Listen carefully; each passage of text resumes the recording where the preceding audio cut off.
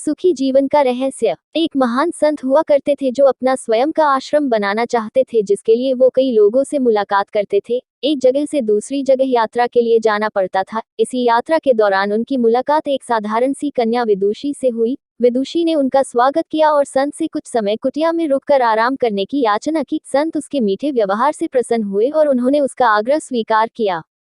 विदुषी ने संत को अपने हाथों का स्वादिष्ट भोज कराया और उनके विश्राम के लिए खटिया पर एक दरी बिछा दी और खुद फर्श टाट बिछा कर सो गई। विदुषी को सोते ही नींद आ गई। उसके चेहरे के भाव से पता चल रहा था कि विदुषी चैन की सुखद नींद ले रही है। उधर संत को खाट पर नींद नहीं आ रही थी। उन्हें मोटे नरम गद्दे की आदत थी जो उन्हें दान में मिला था। वो रात भर विदुषी का सोच रहे थे कि वो कैसे इस कठोर जमीन पर इतने चैन से सो सकती हैं।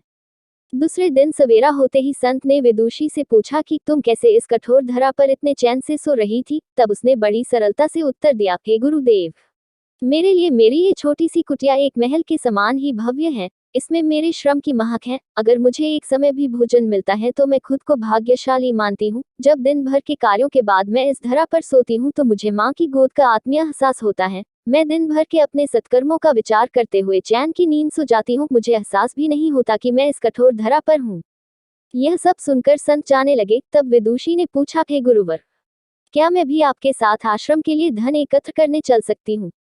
तब संत ने विनम्रता से उत्तर दिया, बालिका, तुमने जो मुझे आज ज्ञान दिया है उससे मुझे पता चला कि चित्त का सुख कहाँ है। अब मुझे किसी आश्रम की इच्छा नहीं रह गई।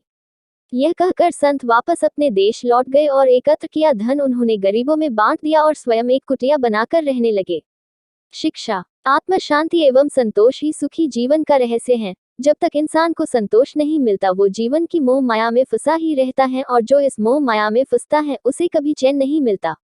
जीवन का सुख संतोष में है। अगर मनुष्य जो है उसे स्वीकार कर ले और उसी में खुशियां तलाशे तो वो उसी क्षण सारे सुख का अनुभव कर लेता है। जिस तरह विदुषी एक वक्त के भोजन को ही अपना सौभाग्य मानती है और कठोर धरा पर भी चैन से सोती है, उसी कारण उसे जीव में सभी सुखों का अनुभव हुआ है। वही एक संत बैरागी होते हुए भी खाट पर चैन से नहीं सो पा रहा था, क्योंकि उसे अपने पास जो है उससे संतोष नहीं था। जिस दिन उसने यह सत्य स्वीकार लिया, उसे एक कुटिया में भी अपार शांति का अनुभव होने लगा।